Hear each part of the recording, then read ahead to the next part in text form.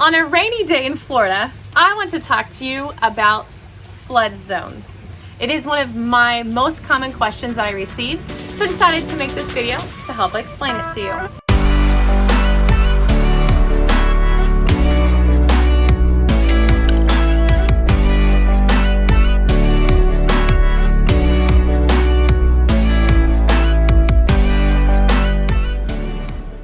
So let's start with flood zone X. This is the best flood zone for our area. It means there's a 1 in every 500-year chance of a flood. And it also means that if you're getting a loan to purchase a home that is in the X flood zone, you do not have to carry a flood insurance policy. However, I'm a big believer, safety first. So if you want to carry a flood insurance policy on something that's in the X flood zone, it is fairly inexpensive. The next flood zone I want to talk to you about is AE. That is Apple Edward flood zone. 1 in every 100-year chance of a flood. And as an example, my home sits half in the X and half in the AE. So we carry a flood insurance policy. And so when you do carry a policy, what the insurance companies need is what's called an elevation certificate. Basically, it shows, hey, this is the elevation of the home versus the base flood elevation. So as it sits higher, then your insurance is cheaper. So our home, being an AE flood zone in town, Port St. Joe, ours runs around $850, $880 a year. So I usually tell my clients about $1,000 a year average for an AE flood policy. That is a FEMA flood policy. So then we're going to talk about the A flood zone. So that's the third one.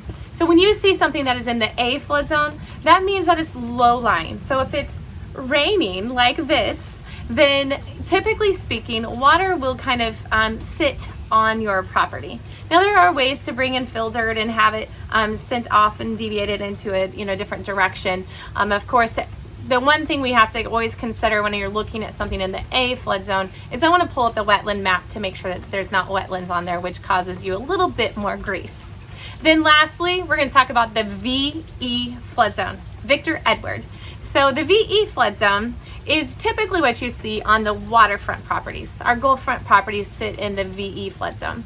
So you'll see homes up on pilings and things like that. So the higher you can get the home up above the base flood, the better your insurance quote is going to be.